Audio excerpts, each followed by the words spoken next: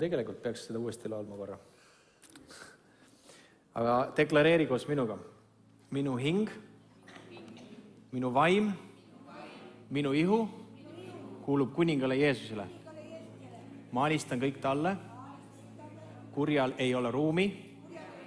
Vaenlane on võidetud. Ta on jalge all. Mul on Kristuse meelevald. Ma seisan sellega vastu kogu kurjale. Ma olen üle haigustest. Ma olen võitja koos Kristusega. Teemonid peavad kaduma. Kurjus peab taganema. Minu elus, minu pereelus, minu linnas. Jeesuse Kristuse nimel. Ma alistan kõik talle.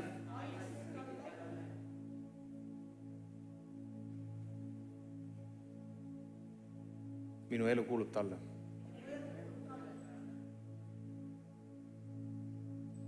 Mis sai laulust? Tiim otsustas, et ei tule. Okei, amen. Lähme Jumala sõna juurde. Oled sa valmis?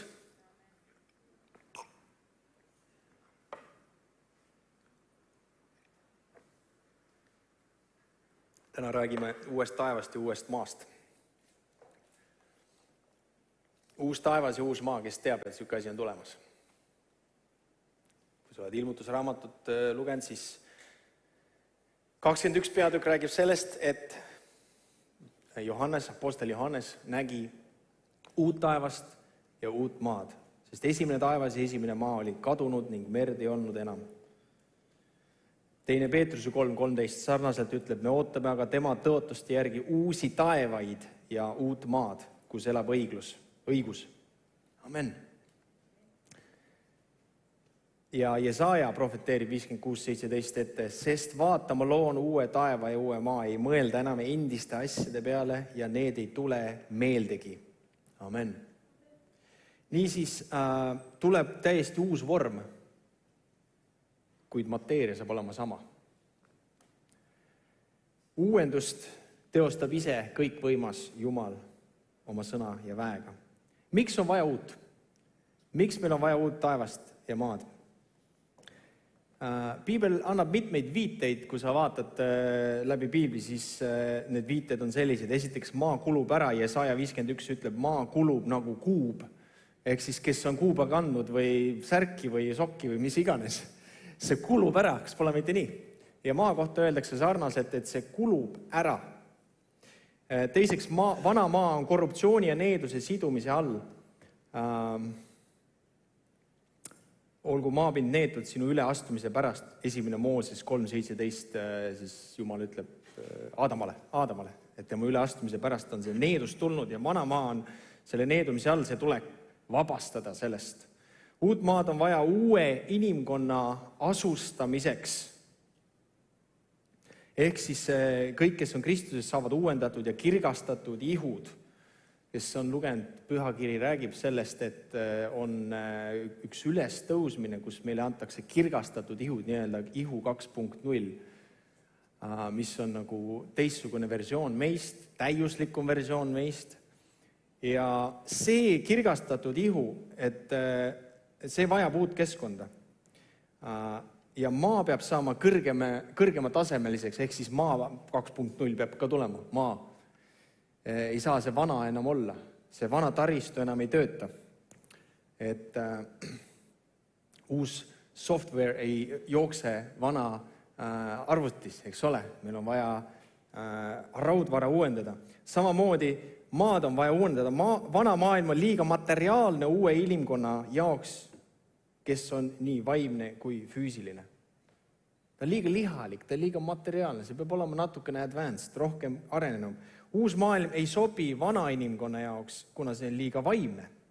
Nii et täna meie vana inimkond oleme liiga maised uue jaoks, nii et me ei adu ära, eks ole, mõtle, kui sulle antakse üks tehnikavidin, mis on nii arenenud, et sa ei saa üldse aru, kuidas see käib ja töötab, et need asjad nagu ka ei lähe kokku.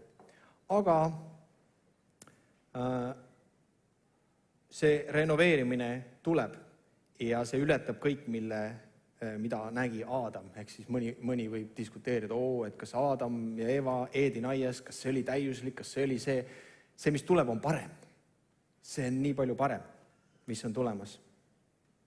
Aga vana maad, huvitav on see, et mis pühakiri ütleb, vana maad, see maa, mis siin on, eks ole, sa vaatad õue, seda hoitakse kohtu jaoks. Kui sa vaatad 2. Peetruse 3.5, huvitavad kirjakohad 10 ja 13 ka veel. Aga praegusi taevaid ja maad on säilitatud selle sama sõna jõul, hoitakse tule jaoks Jumala kartmatute inimeste kohtu ja hukatuse päevast. Ja siis 10. salm, issanda päev tuleb nagu varas, siis hukkuvad taevad raginal, algained lagunevad lõõmates ja maa ja tema tegusid enam ei leita. Me ootame aga tema tõotuste järgi uusi taevaid ja maad, kus elab õiglus. Vau!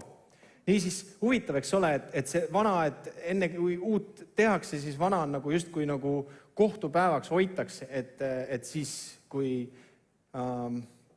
mõistetakse kohut, siis seda maad kasutatakse selleks. Tõenäoliselt läheb siin apokalüpsiseks lahti. Ja pärast seda Jumal loob kõik uueks. Aga see lootus on see, et kõik, kes on Kristuse omad, nemad jäävad valitsema koos Jumalaga. Nüüd, mis siis saab sündima siin uuel taaval ja maal? Kuningriigi teostamine. Kuningriik, Jumala kuningriik saab teostuma siinsamas maa peal. Me oleme võib-olla saanud pilku heita taevastesse paikadesse või inimesed, kes on kliiniliselt surnud, läinud sinna ja tagasi tulnud, kirjeldanud, millised need paigad on. Pühakiri ise kirjeldab taevaseid paiku, mitmeid Jumala mehed on käinud seal, piiblimehed ja naised. Aga midagi, mis siia maa peale tuleb, on taoline nagu taevas, aga parem. Ja sest kuningriik saab rajatud täiuslikult. Meid asetatakse Jumala poja kuningriik, Kolossa 1.3. See pole praegult lõpuni teostatud, aga see saab teostatud lõplikult. Kuniks vaenlase jõud hävitatakse. Praegult on vaenlane veel tegutseb, tal on mingi meelevald siin, aga need saavad täielikult hävitatud ja siis saab lõplik kuningriik teostada. Ja see hävitamine toimub alles Kristuse tagasitulekul. Kas me mitte ei oota pingsalt Kristuse tagasitulekut? Kristus tule. Tema tagasitulek on see, mida me pingsalt ootame ja täna kindlasti ei räägi sellest Kristuse teisest tulemisest, suurest viletsusest ja apokalüpsisest me täna ei räägi, aga see on võib-olla üks teine pühapäev, mil me võime sellest rääkida. Väga põnev teema, väga ka vajalik teema, aga täna me räägime sellest uuest taevast ja uust maa, natuke vaatame kaugemale tulevikku. Ja see tähendab seda, et kui Kristus tuleb tagasi, ta hävitab selle lõpliku kurja ja teostab, tuleb Jumala vahetu ligiolu. Ta on lähedal kõigile tema inimestele. Ilmutuse 21, kui me vaatame edasi, 21.3 ütleb, vaata Jumala telk on inimeste juures ning tema asub nende juurde elama ning nemad saavad tema rahvaiks. Jumal ise on nende juures, nende Jumalaks. Taastatakse inimese ja Jumala vaheline suhe selle kõige algses, kõige täiuslikumas vormis. Nüüd, enne ma rääkisin inimesele, tuleb uus ihu 2.0, see täiuslik uus vaimulik ihu, millega on võimalik üldse olla inimese ja Jumala vahelises suhtes. Kui Mooses ütles Jumala, et ma tahan sind näha, Jumal nagu Mooses, sa ei tea, mida sa palud, see on liiga suur asi, et sa tahad Jumalat näha, ta on liiga püha, me inimlikud oleme liiga lihalikud, me rääkisime, see maa ja kogu see keskkond on liiga lihalik, et suurt pühalikku Jumalat näha, katsuda, kogeda sellisel viisil, nagu ta on. Nüüd uus 2.0 maa, 2.0 inimesed, austatud ihud, need suudavad taluda, võib-olla paha sõna, suudavad olla kontaktis või suhtes selle Jumalaga, kes tuleb ja toob oma telgi siia maa peale. Amen. See on põnev. See on kõige põnevam asi, kui sa üldse saad sellest põnevile minna, siis see tulevik, mis meid hea tulevik, mis meid ees ootab. Niisiis ta tuleb inimeste juurde, taastatakse inimese ja Jumala vaheline suhe, lein ja valu pühitakse ära. Lein ja valu pühitakse ära, ilmutus 21.4, tema pühib ära iga pisara nende silmist, surma ei ole enam, leinamist ei ole, kisendamist ei ole, valu ei ole enam, sest endine on möödunud. Mõne jaoks on see väga kosutav kuulda seda, et leina ei ole. Valu ei ole. See pühitakse ära. Ema Teresa kunagi ütles, taeva aulise valguse kõige valguses, taevase aulises, taeva aulise valguses kõige hullem kannatamine ja piin oleks maa peal justkui üks öö ebamugavas hotellis.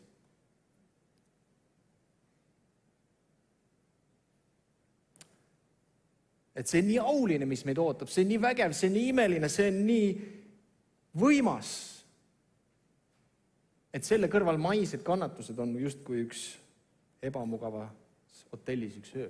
See ei ole midagi, see on tühi, see on vähe. Rooma 8.18 Paulus ütleb ka, sest minu arvates ei vääri nüüdse ajastu kannatused mainimist tulevase kirkuse kõrval, mis meile ilmutatakse. See tulevane kirkus on nii äge, see on nii hea, see on nii võimas. Mõtle, kogu see maa on täis Jumala au. Jumala au, see on nii abstraktne, mis see tähendab? Ma veel kirjeldan, mis see tähendab, aga see on nii hea, et tänased kannatused ei vääri mainimist. See on lihtne, see on lebo, see on kuidagi ületatav, kui sa kõrvutad taevast au, taevast jumalikku tulevikku, uut taevast, uut maad, uut eksistentsi, mis Jumal toob. Julgustan sind, loe ilmutuse raamatut, julgusta end sellega, kui sul on raske, sest see kõrvutamine toob esile uue sinu, uue meelsuse, millega läbi minna raskustest. Amen. Vaata ilmutuse 21. peatüki. Kristuse ligiolu on olemas pühade jaoks kogu aeg. Tõeline leiva murdmine leiab aset koos Kristusega. Luuka 22.29 ütleb, ma sean teile kuningriigi nõnda, nagu minu isa on mulle seadnud, et te sööksite, jooksite minu lauas, minu riigis. Mõni mõtleb, et mis seal taevas saab sündima, mis seal tulevikus saab sündima, seal on peod, seal süüakse. See on laud, see leiva murdmine on üks eelmaitse, see on üks pilt sellest tõelisest söömisest. Me sööme temaga, tema riigis. Me särame nagu päike tema kuningriigis, Mattuse 13.43. Ja meid muudetakse samasuguseks kujuks Kristusest, kirkusesse, seda teeb issand, kes on vaim, 2 Korintlaste 3.18. Me ise hakkame särama, muutume sarnaseks, Jumala sarnaseks. Keegi käis taevas ja nägi neid asju. Ja siin puhul, kui ma toon taeva näited, siis see ei ole mitte, et kirjeldada uut taevast ja uut maa, vaid seda võrdpilt või seda eelmaitset, mis taevas on täna, mis saab sündima siin maa peal, kui uus taevas ja uus maa saab loodud. Ta kirjeldas seda meie ihu, meil on pool läbipaistev keha, mis suudab teha kõike, mida oleme harjunud tegema, puudutama, tundma, kallistama, kuid kõike kõrgema teadlikkusega. Ta kirjeldas edasi, kõik oli tehtud valgusest, mina olin tehtud valgusest, ma nägin teisi ja tunnetasin neid samal ajal. See pool läbipaistev keha suutis särada valgust, mis tuli seest poolt ja erinevad inimesed kiirgasid eri tasemel sära. Me hakkame särama sarnaselt nagu meie isa. See Jumala valgus ja au valgustab kõike, linn saab täidetud peegeldama tema au. Kui sa vaatad ilmutusse 21.10. ja 11. salmi, siis Johannesele näidati seda linna, taevast linna, püha Jeruusalemma, mis tuleb taevast alla Jumala juurest. ja sellel oli Jumala kirkus ja valgus on kõige kallima kivi sarnane otse kui jaspis, mis hiilgab nagu mägikristall. Meil on raske võib-olla ette kujutada, paljud meist kannavad jaspist või mingisuguseid kive kuskil ja vaatavad ja peegeldavad seda päikesevalguse käes. Võib-olla see kontekst on meile võõras, aga ta kirjeldab siin kõige hinnalisemaid kive, püüdes kirjeldada, kui imeline on Jumala valgus, kirkus. Päikest ja kuud ei olnud seal vaja. Linnale ei olnud vaja päikest ega kuud, et need talle paistaksid, sest Jumala kirkus valgustab teda ning tema lamp on tall. Amen. Jumala valgus on see, mis valgustab. Kui me vaatame seda ilmutuse raamatut, siis me näeme, et see on üks läbijoon on see, et see on igavene. See ei ole lihtsalt üks ajutine, see ei ole lihtsalt üks ekskursioon, et käime natukene Sveitsis või Alpides või Austraalias või kus iganes sa käid ja naudid seda loodust ja jumalikku loomingut ja siis sa tead, sa lähed külma Eestisse tagasi, masendusse, hall argipäev. Ei, see nüüd, sõbrad, on igavene. Jumala poolt loodud uus taevas ja uus maa ja see eksistents rahvana, inimestena, koos Jeesusega, koos Jumalaga on igavene. Igavene, kas sa kuulsid? Ütle koos minuga, igavene. Igavene. Austraalias oli üks mees nimega Arthur Stace, kes kirjutas, Jumal ütles talle, et kirjuta kriidiga eternity, igavik Sydney tänavatele. Ta tegi seda aastaid ja hommikul tulevad inimesed tööle ja igavik on kirjutatud igale poole. Ja see oli üks sõnum, mida ta külvas. Et inimesed mõtleksid kaugemale, mõtleksid tuleviku peale, mõtleksid igaviku peale. Nad ei teeks oma igapäevaseid valikuid, mõeldes ainult homse või ülehomse või nädal või ette, võib-olla heal juhul 2 aastat ette, võib-olla rohkem. Ja isegi 100 aastat ette mõeldes on väga lühike perspektiiv, kuidas oma elu ehitada. Ja seetõttu Arthur Stace kirjutas igavik, et meelde tuletada, et elu kestab igavesti, kas sa oled mõelnud igaviku peale, kuidas sa jõuad, kuidas sa elad seal igavikus, kas sa üldse saad üle lävepaku. Me peaksime mõtlema kaugemale kui maapealne elu igaviku peale. Ja see on tõesti igavene see elu. Tõesti, ma ütlen teile, kes kuuleb minu sõna ja usub seda, kes on mu saatnud, sellel on igavene elu ning ta ei lähe kohtu alla, vaid on läinud surmast ellu, Johannese 5:24. Seal on eluvee jõed. Ilmutuse 22, vaatame edasi, 22 peatükk, ta näitas mulle eluvee jõge säravat nagu mägikristall, see saab alguse Jumala ja talle troonist, keset linna tänavat ja mõlemal pool jõge on elupuu, mis kannab vilja 12 korda, andes iga kuu oma vilja ning puulehed annavad tervist rahvastele. Wow! Rahvad saavad tervist puust. Ja see eluvesi toob rõõmu, jõgi oma harudega rõõmustab Jumala linna ja kõige kõrgema pühi elamuid, psalm 46:5. See toob rõõmu, see toob tervist.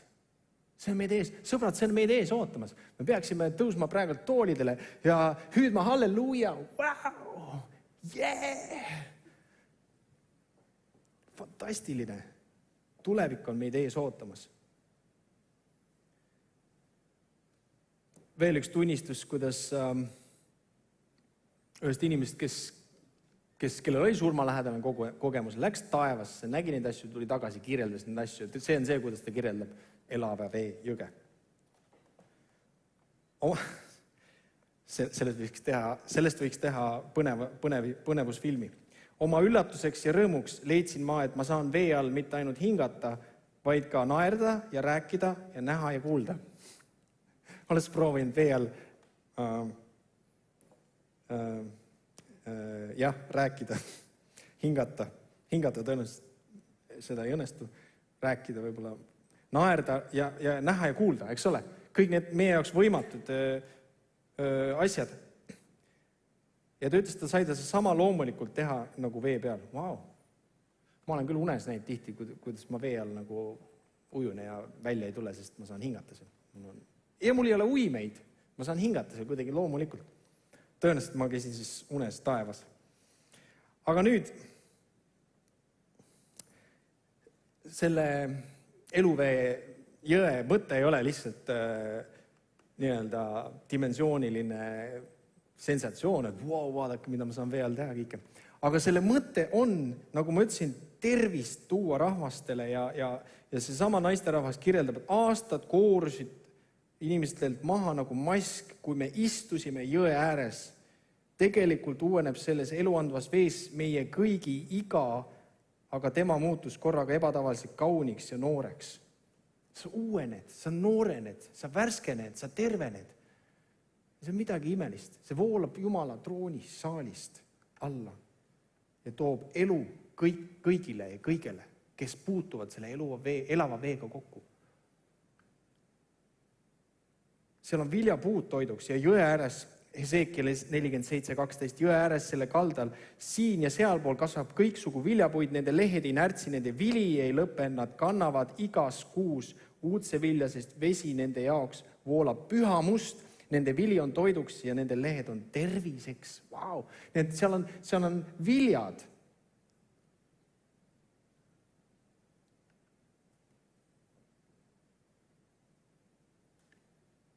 Seal uues taevas ja uues maas, uus maa, mis luuakse, seal ei ole enam hea ja kurja tundmise puud, seal on vaid elupuu. Vaid hea, vaid see, mis toob elu. Veel üks tunnistus, kes on teist pool käinud ja näinud neid, ta ütles nõnda, kui ma korjasin seda puuvilja, siis ta võttis puuviljast, uus tuli kohe sinna asemele. Ka jällegi science fiction. Kui ma puudutasin viljaga oma huuli, siis see aurustus ja sulas kõige maitsvamaks asjaks, mida ma eales olen proovinud. Wow. See oli nagu mesi, virsiku ja pirnimahl. See oli magus, kuid mitte suhkrune. Wow. Keegi veel kirjeldab. Selles õhus ei püsi miski hetkekski, mis ei ole puhas. Miski ei kõdune, miski ei tuhmu, ega moonuta või riku mingilgi moel selle paiga üleüldist puhtust või ilu. Kui viljad valmivad ja kukuvad maha ja neid kohe ära ei korjata, aurustavad need ja isegi mingid seemneid ei jää järgi.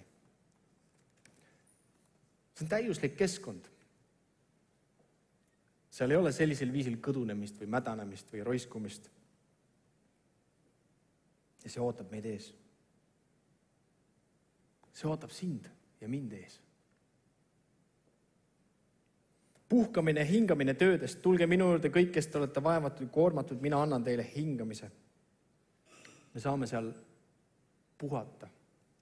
Kui sa oled väsinud, tea seda, taevane paik tuleb, kus sa saad hingata ja puhata. Seal on absoluutne rahu, seal ei ole enam vägivalda, rüüstamist.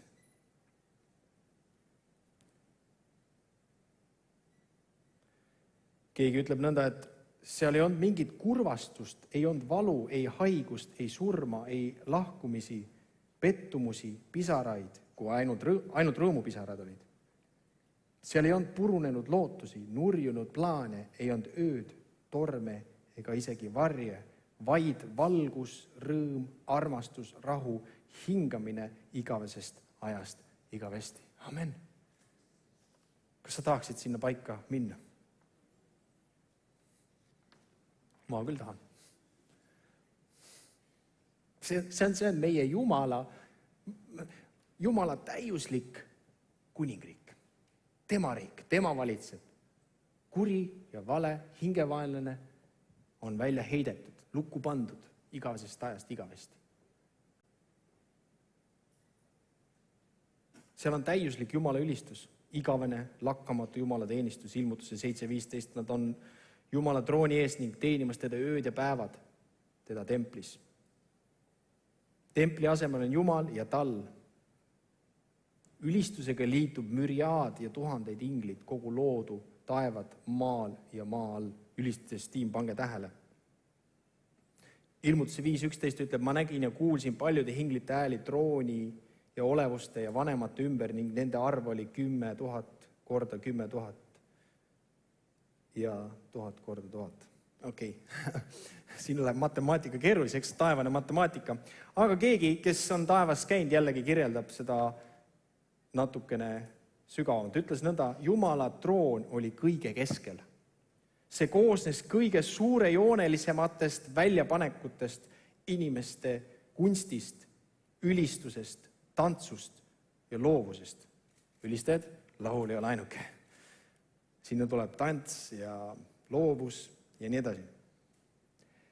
Kõik esitasid neid kunste kõrgeimale eksisteerivale olendile kõige inimkonna ees, et austada Jumalat. Troon oli pimestav, hiilgavalt valge. Raske on ette kujutada selles pimedas maailmas.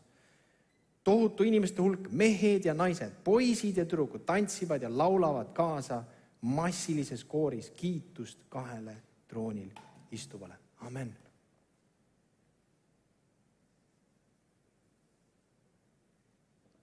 See ei ole mitte imeline.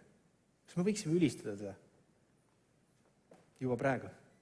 Mul kõne on lõppenud, tõuseme püsti ja hakkame ülistama. Tiim, tulge peale.